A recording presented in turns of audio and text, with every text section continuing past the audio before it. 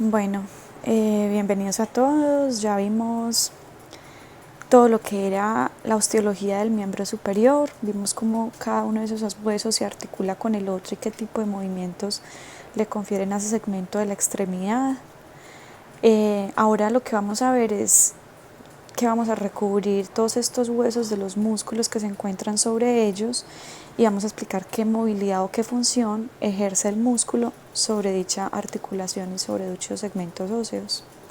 Entonces vamos a empezar de proximal hacia distal y la primera tanda de músculos que nos vamos a encontrar son los músculos que se encuentran alrededor de la región del hombro o de la cintura escapular. Esos músculos que tenemos a ese nivel van a ser estos: el músculo deltoides, que es el más superficial de todos, el músculo supraespinoso, recuerden que acá tenemos la espina de la escápula, fosa supraespinosa, sería este músculo de ahí, el músculo supraespinoso, músculo infraespinoso, que está también inmediatamente por debajo de la espina de la escápula, en la fosa infraespinosa. Hay dos redondos, un redondo grande y un redondo pequeño, se llamaría el músculo redondo mayor y redondo menor, o también pueden llamarse teres mayor o teres minor. Cualquiera de esos dos nombres es válido. Son estos músculos de acá, son redonditos, teres mayor, teres minor. Y por delante vamos a tener el último músculo, que es el músculo subescapular, que es el que se inserta en esa fosa que tenemos en toda la cara anterior de la escápula, que es la fosa subescapular. Entonces vamos a ver uno por uno cada uno de esos músculos. El primero del que vamos a hablar es el músculo deltoides. Como dijimos, es el músculo más superficial de esta región. El deltoides, voy a pintarlo acá en negro para que sea mejor, es todo este músculo que tenemos acá. Es el que cubre toda la región del hombro. Incluso es un músculo que contribuye a darle la forma que tiene ese hombro. El músculo deltoides se caracteriza porque tiene tres inserciones principales, como lo vemos en esta imagen, en esta primera imagen de acá. La primera inserción se da a nivel del borde anterior de la clavícula. La segunda inserción se da en todo el borde lateral del acromion.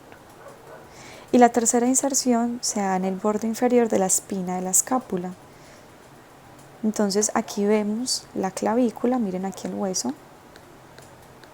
Todo el borde inferior o anterior de la clavícula, en el tercio externo, ahí se inserta el deltoides. Luego tenemos el acromion, todo ese borde lateral del acromion y las segundas fibras que se insertan a ese nivel.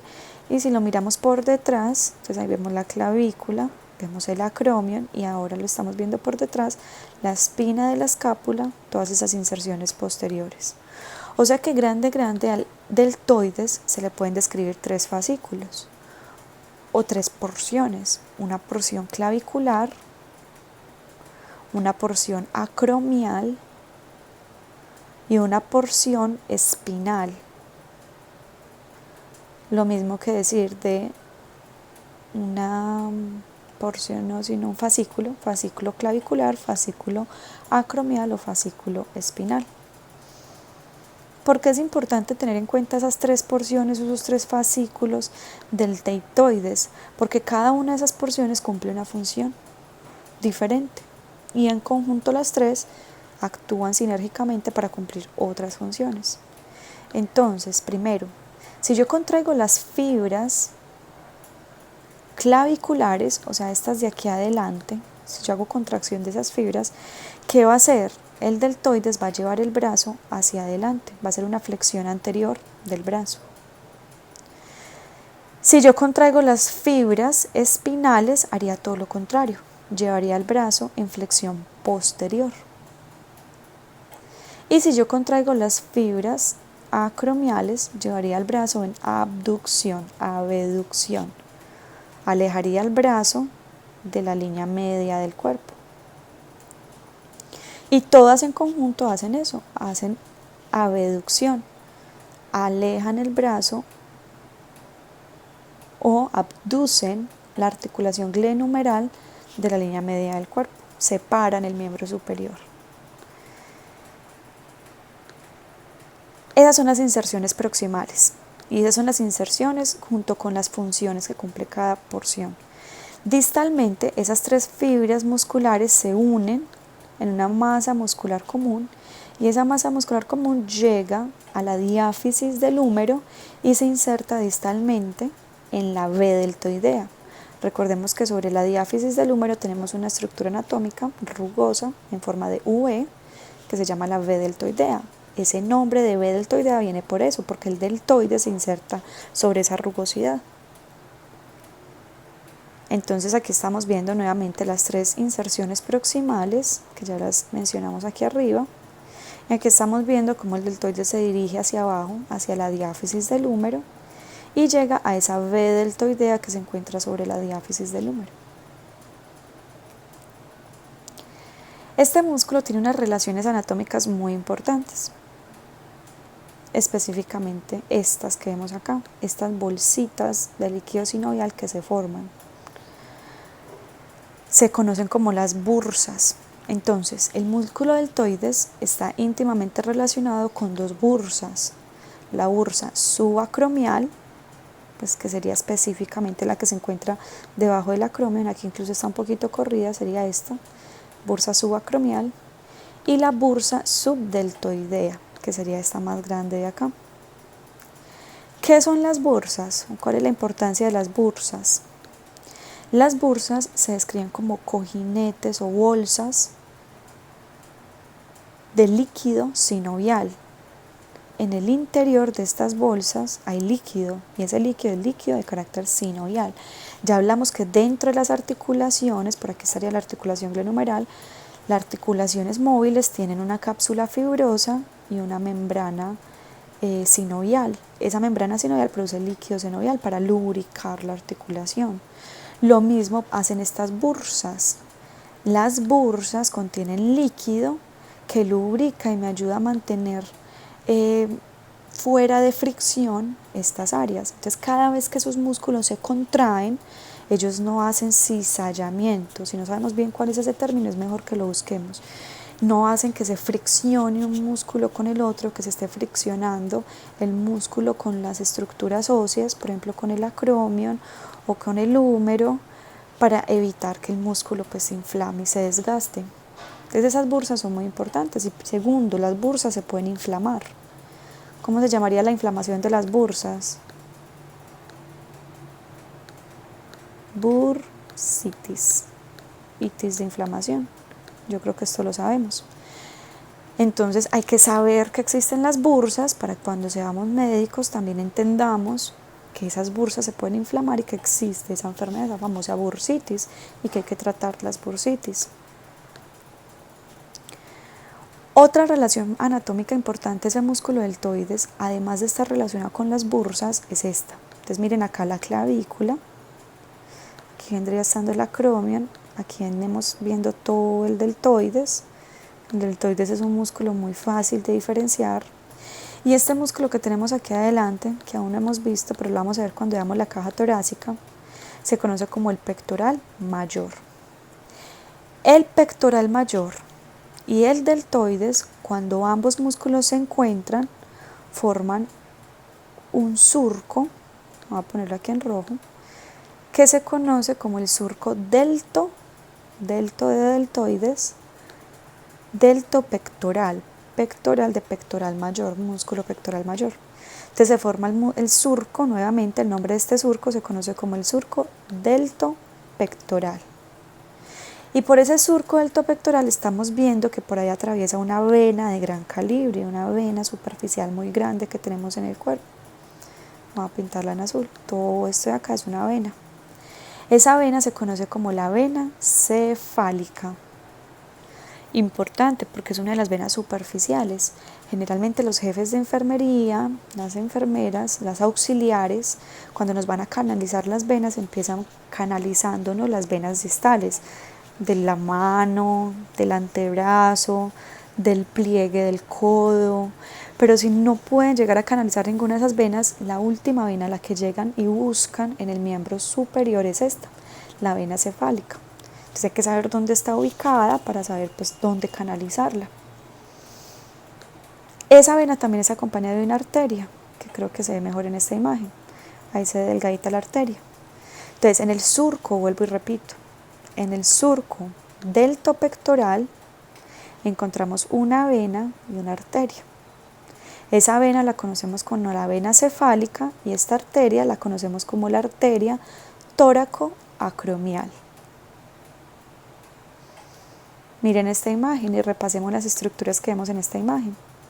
Aquí tenemos el músculo pectoral mayor, músculo deltoides, surco deltopectoral,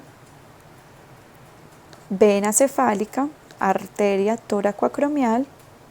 Esta es la clavícula, esta articulación de acá es la articulación acromio-clavicular, este es el acromio.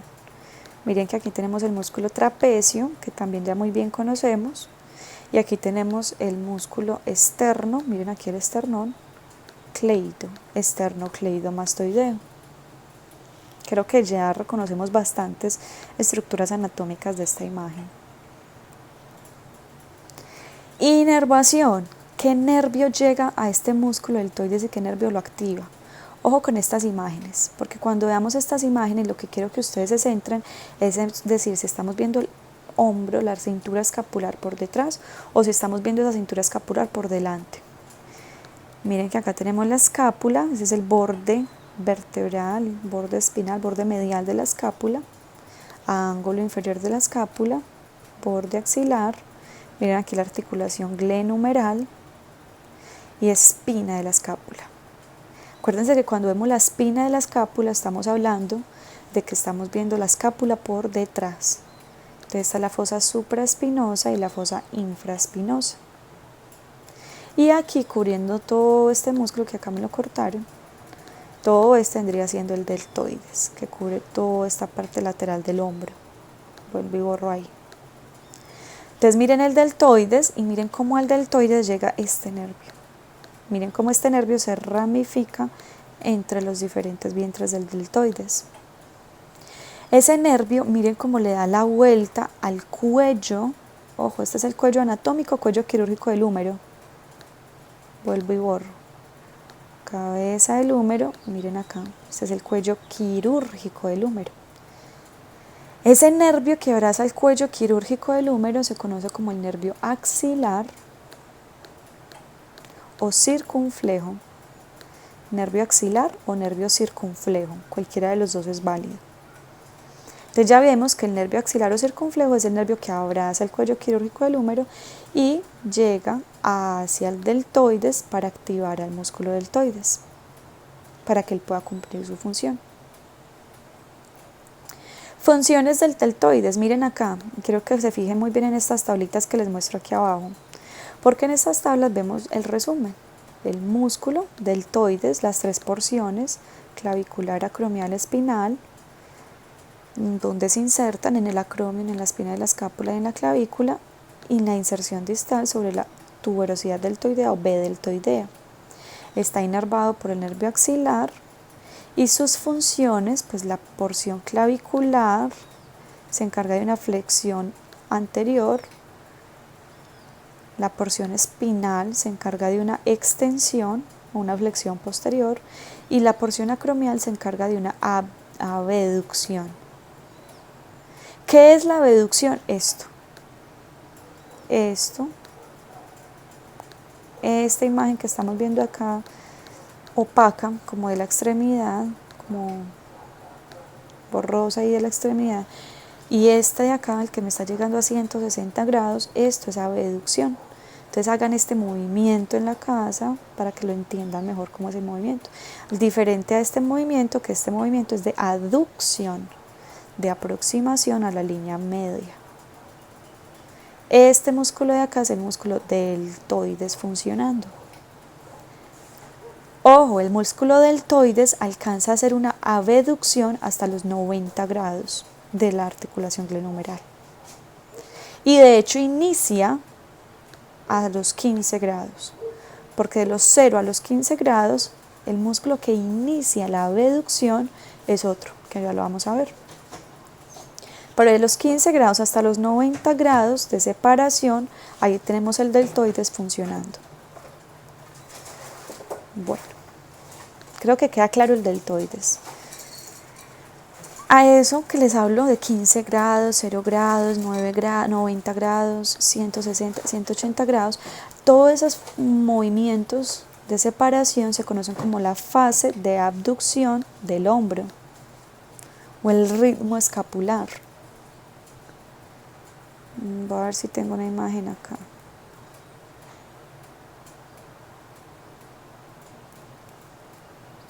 No. Bueno, pero ¿qué me habla el ritmo escapular? Me habla que, me devuelvo acá, que la primera fase de contracción la hace un músculo que es el músculo supraespinoso, de los 0 a los 15 grados. De los 15 a los 90 grados actúa el músculo deltoides y la articulación glenohumeral. De los 90 grados hasta los 160 grados ya la articulación llegó al máximo tope. Entonces esta articulación ya no se mueve. Entonces, ¿quién se empieza a mover? La escápula, la articulación escapulotorácica. La escápula se empieza a alejar de la línea media para seguir abduciendo el brazo. La articulación escapulotorácica y ya otros músculos, como el músculo trapecio. Bueno. Y a partir de los 60 grados, 160 grados hasta los 180 grados, este rango de movimiento de acá, funciona la columna vertebral. Y háganlo y párense frente al espejo, empiecen a separar el hombro, miren cómo están separando el hombro, como en un momento a otro, para llegar hasta arriba, estamos flexionando la columna vertebral. A todas esas fases de abducción se conocen como el ritmo escapular. Bueno. Entonces nuevamente, ojo con estas tablitas, paren el video, lean muy bien qué dice acá. Están otra vez los orígenes de las 3 porciones, las inserciones, la función de cada porción. Miren lo que me dice acá, de hecho me están diciendo que a partir de los 60 grados, y realmente tienen razón, porque por debajo de los 60 grados el músculo deltoides es antagónico. No me voy a especificar bien por qué esto, si aprendamos las funciones principales. Y la inervación, como lo dijimos, el nervio axilar. Entonces ojo con esto, para que lo copien bien y lo miren bien y lo lean bien. Vamos con los siguientes músculos. Músculo supraespinoso, infraespinoso, redondo menor y redondo mayor. ¿Por qué les han listo todos estos músculos de acá? Porque son los que vemos por la cara posterior de la escápula. Entonces miren, nuevamente les hablo, cuando miren la cintura escapular, lo primero que vamos a hacer es que vamos a diferenciar qué es anterior y qué es posterior. Miren que acá está la espina de la escápula, o sea que ya estamos, y sabemos que estamos viéndola desde atrás, posterior.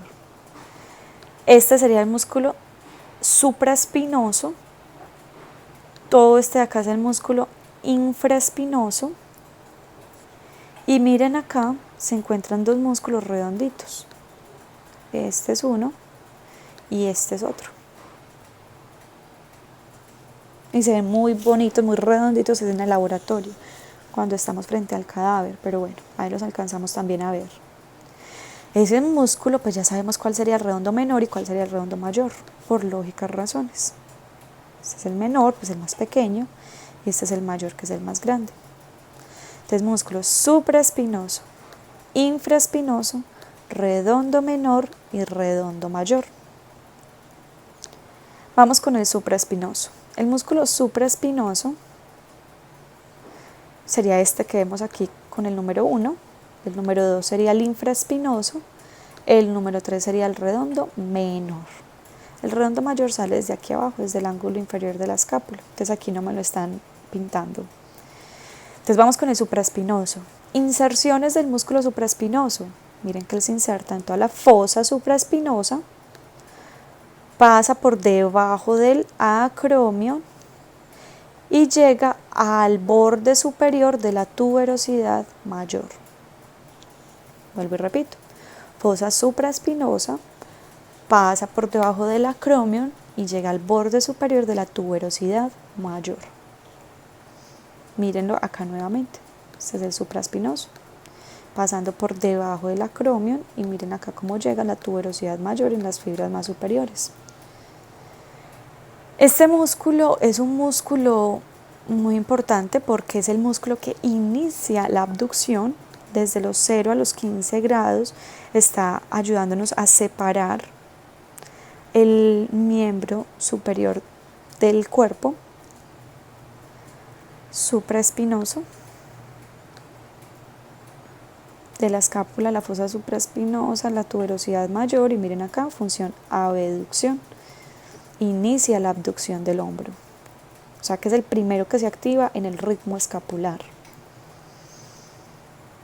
Ese músculo también tiene otra función muy importante, y es que como pasa, miren que los tendones, ahí se ven un poquito de las fibras de esos tendones, como pasa por encima de esta articulación, esta es la articulación entre la escápula y entre el húmero, la articulación glenumeral, la articulación del hombro, como pasa sobre esa articulación, podemos decir que también nos ayuda a fijar y a mantener en posición la articulación glenohumeral. Ese músculo es un músculo inervado por este nervio. Mírenlo ahí. ¿Se acuerdan lo que les dije? Escotadura escapular o supraescapular con el ligamento transverso de la escápula. Ya habíamos hablado de esta estructura anatómica de acá. ¿Quién les dije que pasaba por debajo de ese ligamento? Miren que pasa el nervio. Cambio por encima, miren que está pasando la arteria. Ese nervio que pasa por ahí se va a llamar el nervio supraescapular. Entonces, ojo, no me lo confundan. Músculo supraespinoso, espinoso, inervado por el nervio supraescapular. Por eso les dije, ojo, que hay pacientes que se les puede calcificar este ligamento. Y si se calcifica ese ligamento, esa escotadura va a reducirse en tamaño. Y si se reduce en tamaño, me puede comprimir este nervio. O sea que el paciente, ¿de qué se quejaría? De limitación. Es un paciente que de pronto tiene dolor localizado, sí, y que también podría de pronto tener limitación en la abducción del miembro superior. De pronto puedes consultar diciendo, tengo una debilidad y no puedo levantar bien el brazo. Al menos la fase inicial puede tornársele débil. Muy bien. Otras relaciones anatómicas, lo mismo. Sobre él está la bursa. ¿Cómo es que se llama esta bursa? Esta ya la habíamos visto, y esta otra bursa ya también la habíamos visto. Sobre él está la bursa subacromial y subdeltoidea, que también me ayudan a que cuando este músculo se contraiga no haga cizallamiento y no haga roce con las estructuras a su alrededor, para que pues no se nos desgaste. Bueno, músculo infraespinoso, entonces este que vemos acá, está toda la fosa infraespinosa, es un músculo de inserciones, hablemos de las inserciones. Se inserta en la fosa infraespinosa, y de la fosa infraespinosa se dirige al borde intermedio, o a la región intermedia de la tuberosidad mayor, del troquíter.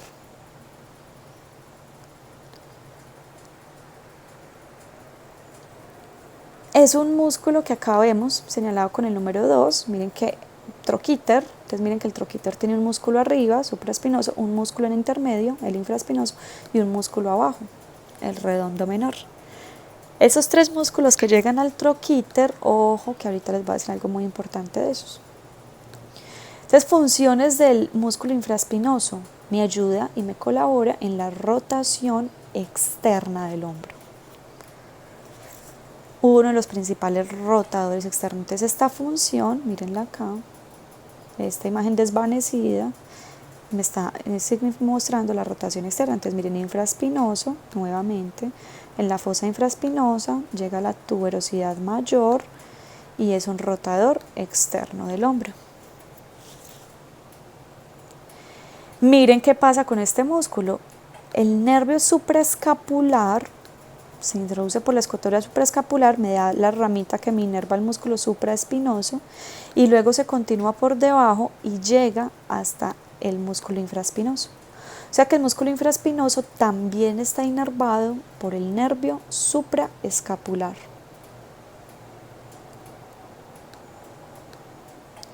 Y inervación también por el nervio supraescapular. O sea que si el paciente tiene calcificación de este ligamento y disminución de cualquier cosa, un ganglio o algo en este espacio, me esté comprimiendo ese nervio, el paciente se puede quedar de dos cosas: delimitación en la abducción del hombro y delimitación en la rotación externa del hombro. Muy bien. Músculo teres minor o redondo menor. Acuérdense que podemos hablar teres minor o redondo menor y estamos prácticamente pues diciendo lo mismo. Mírenlos acá, se ven acá más redonditos, más gorditos. Miren aquí uno y miren este otro de acá. Este sería el teres minor y este en puntico sería el redondo mayor, el teres mayor. Entonces el teres minor, miren que se inserta en el borde, inserciones, borde axilar de la escápula. Y el borde axilar de la escápula se dirige hacia el borde inferior de la tuberosidad mayor. Es un músculo que también me ayuda a fijar y a mantener en posición la articulación glenohumeral, miren que pasa por detrás de ella, al igual que el infraespinoso y el supraespinoso. Todos estos músculos como fijan pasan alrededor de la articulación glenohumeral, me ayudan a fijar y mantener esa articulación más estable, porque acuérdense que es una articulación muy inestable. Entonces cualquier apoyo externo nos sirve de maravilla. Este músculo, miren, es un músculo inervado. ¿Quién es este nervio? Creo que ya lo conocemos. Y miren cómo este mismo nervio manda esta ramita acá. O sea que comparte la misma inervación que el músculo deltoides. Y como función tenemos que es un músculo, es el que miras acá en el número 3. Como función vemos que es un músculo que también se encarga de la rotación externa. Rotación externa. Entonces teres minor, borde lateral de la escápula, llega a la tuberosidad mayor. Ya vimos que son 3 músculos los que llegan a la tuberosidad mayor: supraespinoso, infraespinoso y teres minor. Y está inervado por el nervio axilar o circunflejo, el mismo del deltoides. Y de ahí se dirige, o su función se encarga de la rotación externa del hombro. Muy bien. Nuevamente, supraespinoso, miren acá el infraespinoso y miren acá el teres minor. Leamos muy bien todo esto, recuérdense. Vamos a hablar del teres mayor. El teres mayor, ya sabemos cuál es el músculo, es este de acá atrás, miren que es bastante grueso, bastante prominente, se ve mucho más que los demás. Se inserta en este borde o ángulo inferior de la escápula y borde axilar de la escápula, pero miren que de ahí se dirige hacia adelante, cruza por delante de este músculo que después vamos a ver que es el músculo tríceps, se va hacia la cara anterior del hombro, del húmero, y llega anterior al húmero a una estructura que se forma ahí que se conoce como la corredera bicipital. Entonces llega a la corredera bicipital. Entonces en el borde inferior de la escápula, miren el origen y la inserción distal,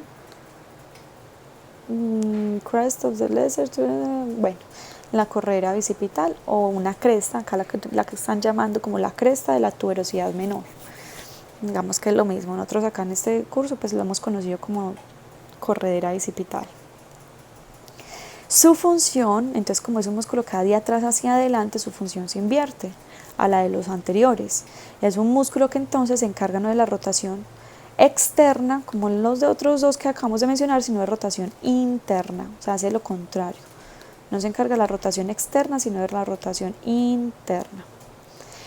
Y como funciones secundarias, me ayuda a aproximar la extremidad al cuerpo, es un músculo aproximador de la articulación del hombro, y es un músculo que también me ayuda en la flexión posterior del brazo. Flexión posterior del brazo. Este es como para repasar las inserciones.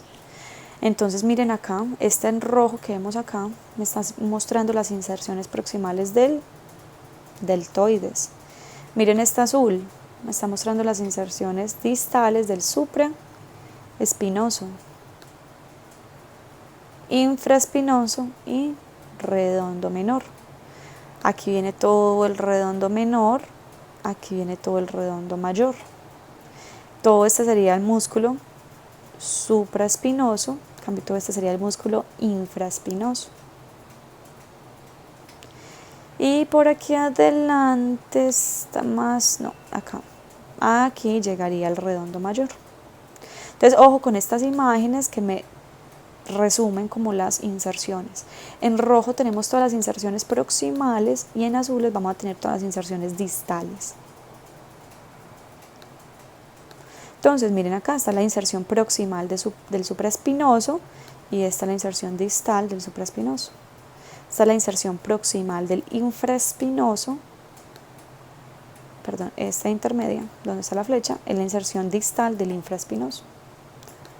Inserción proximal del redondo menor, otra es donde está la flecha, inserción distal del redondo menor. Donde está la estrellita, la inserción proximal del redondo mayor, y aquí donde les estoy pintando es la inserción distal del redondo mayor. Miren que va hacia adelante. Ya tenemos que ver las escápulas por aquí, por delante. Se hace una vista posterior de la escápula. En cambio, esta es una vista anterior de la escápula. Muy bien. Y miren acá nuevamente el redondo mayor, cómo llega a la corredera bicipital, que acá la vemos, corredera bicipital. La inervación del redondo mayor es por un nervio que se llama el nervio del redondo mayor. Entonces ese nervio se facilita aprendérnoslo, es este que vemos acá, que es a su vez rama del nervio subescapular. Nervio del redondo mayor, rama del nervio subescapular. Y esta sería la función de rotación interna. Músculo rotador interno. También esta sería su función. Miren acá. Es una flexión posterior del brazo. Aquí, ¿quién estaría funcionando? Vuelvo y borro.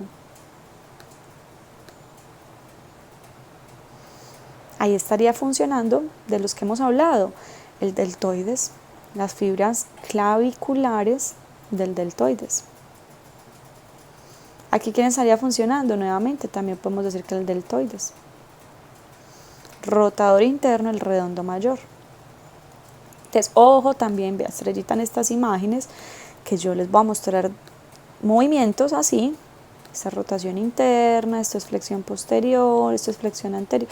Y les voy a señalar este movimiento y les voy a preguntar qué músculo está haciendo esta función y qué nervio está implicado en esta función. Entonces, ahí hablamos de los músculos, vamos a hablar de los nervios. ¿Qué nervio está haciendo esta función? Podemos decir que el axilar o circunflejo. ¿Por qué? Porque el deltoides también tiene las fibras espinales que también hacen flexión posterior. Y el redondo mayor, entonces también podríamos decir que el nervio el nervio del redondo mayor, el nervio subescapular. Entonces podemos decir que acá están funcionando dos nervios y dos músculos. Acá podemos hablar de que está el músculo deltoides, por ejemplo, con el nervio axilar o circunflejo. Y acá, si estamos hablando de nervios, podríamos decir que es el nervio subescapular y nervio del redondo mayor. Entonces, ojo que hay que estudiarlo de atrás para adelante, de un lado para el otro, de abajo arriba, de todas las maneras allá así por haber. Esto a la final se vuelve como una sopa de letras, pero si no lo aprendemos muy bien, muy juiciositos, vamos a ver que resulta muy fácil.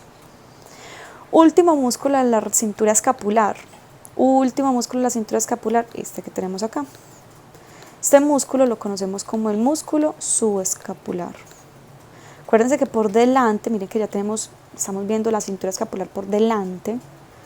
Aquí tenemos la apófisis coracoides, que la vemos proyectada hacia adelante. Miren que acá no estamos viendo la espina escapular.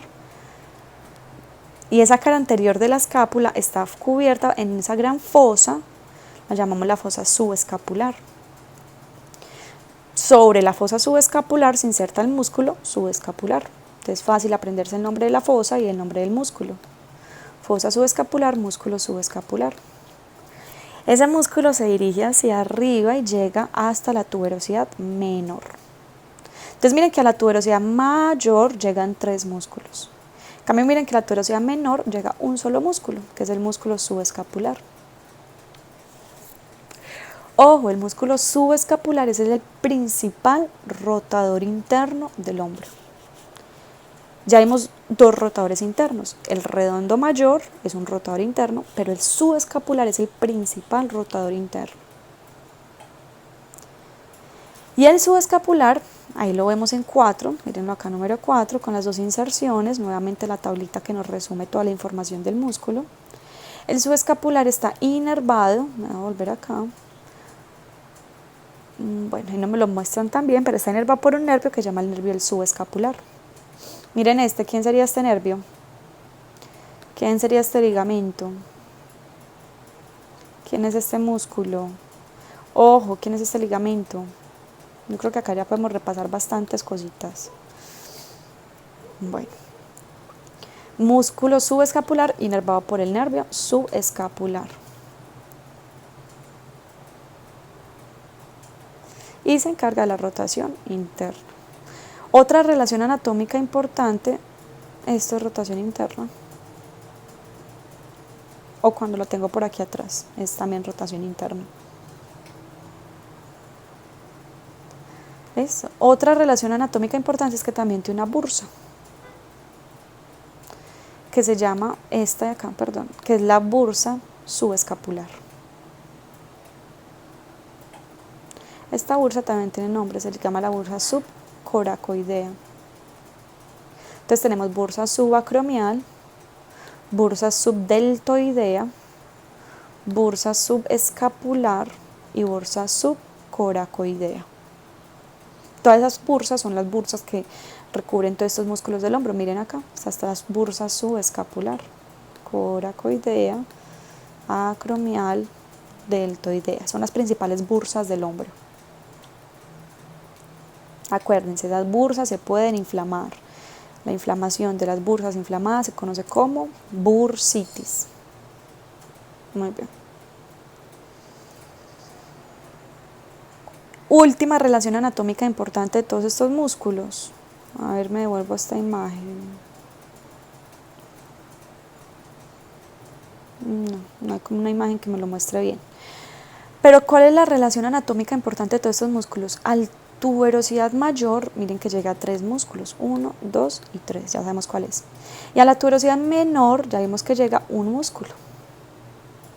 O sea que en total a las tuberosidades llegan 4 músculos.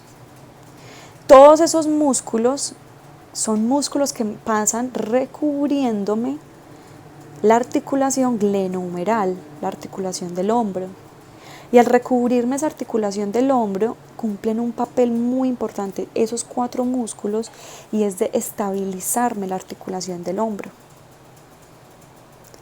Y segundo, son músculos que funcionan en todos los movimientos del hombro, en la rotación interna, en la rotación externa, en la aproximación, en la separación.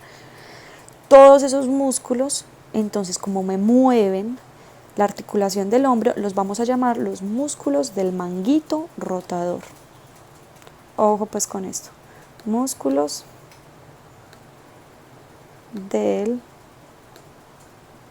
manguito, así tal cual como suena, rotador. Entonces, ¿cuáles son los músculos del manguito rotador? Creo que ya usted se lo sabe. Primer músculo, supraespinoso. Segundo músculo, infraespinoso. Tercer músculo, redondo menor. Y cuarto músculo, subescapular. Vuelvo y repito, ¿qué función tienen importante los músculos del manguito rotador? Estabilizan, le dan estabilidad dinámica, son considerados estabilizadores dinámicos de la articulación del hombro. Primera función. Estabilizadores dinámicos de la articulación del hombro. Y segunda función son músculos que me mueven, me imprimen movimientos sobre la articulación del hombro. Rotación externa, rotación interna, aducción, abducción, etc. Muy bien, entonces ojo con esos músculos. Esos son los famosos músculos que cuando se inflaman dan el famoso síndrome del manguito rotador.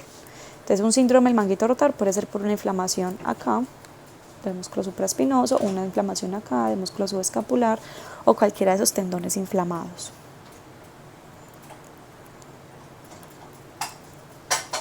Muy bien.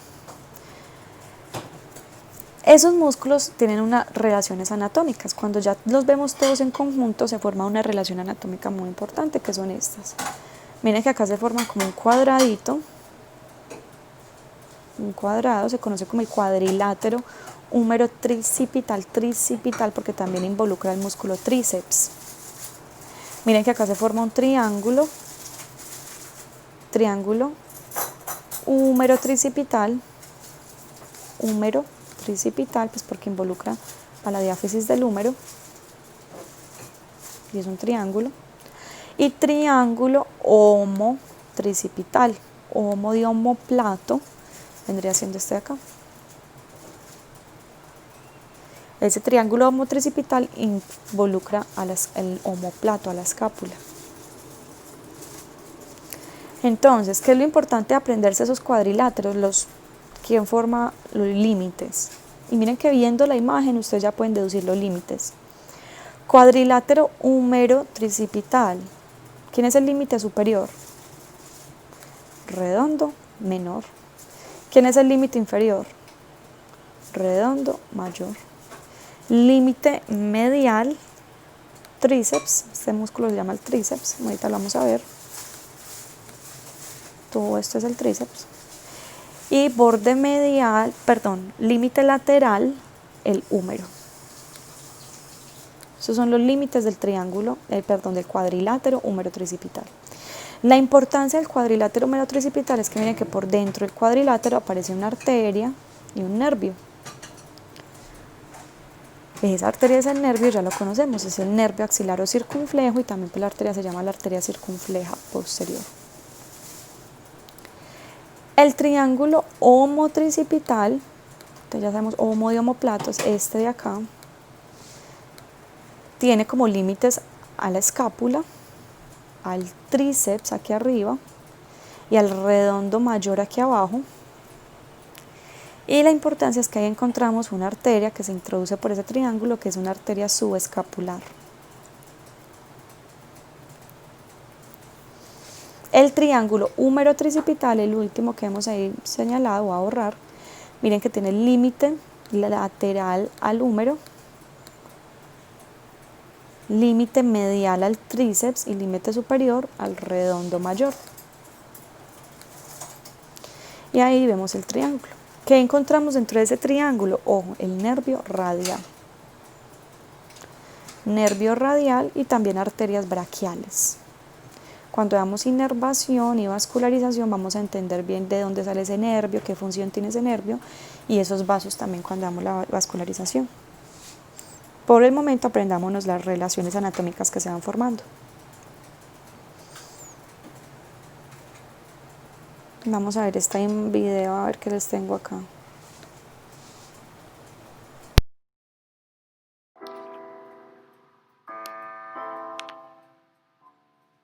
El síndrome del manguito de los rotadores generalmente es una tendinopatía por sobrecarga del conjunto de los tendones que forman el manguito. Son 4: el supraespinoso, infraespinoso, subescapular y redondo menor. Los 3 más importantes tienen una función determinada. Son el supraespinoso, generalmente la abducción del hombro. El infraespinoso, generalmente la rotación externa del hombro. Y el subescapular, la rotación interna del hombro.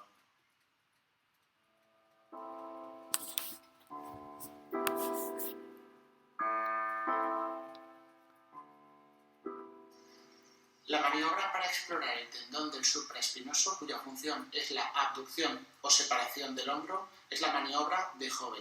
Colocamos al paciente con el miembro superior derecho en separación y antepulsión en 80 grados con pronación completa del miembro superior derecho. Indicamos al paciente que haga una abducción completa y será doloroso contra resistencia.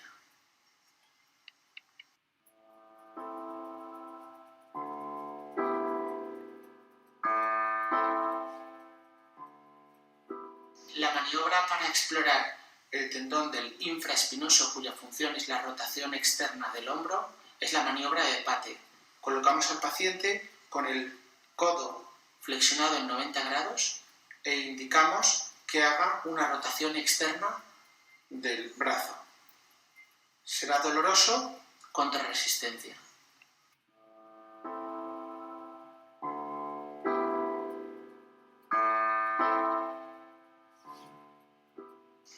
La maniobra que explora el tendón del subescapular, cuya función es la rotación interna del hombro, es la maniobra de Herbert. Colocamos al paciente de espaldas y forzamos la rotación interna completa. En esta posición indicamos al paciente que eche la mano hacia atrás. Será dolorosa, contra resistencia.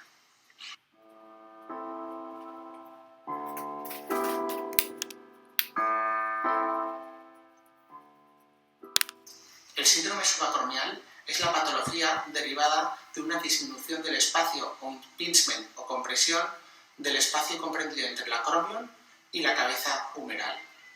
En ese espacio pasa la porción larga del bíceps y el tendón del supraespinoso. Para explorarlo tenemos la maniobra de Yokun. Al paciente lo colocamos frente nuestro con codo en flexión y la mano del miembro afecto lo colocamos en el hombro sano. En esta posición indicamos al paciente que eleve el codo hacia arriba contra resistencia y será doloroso.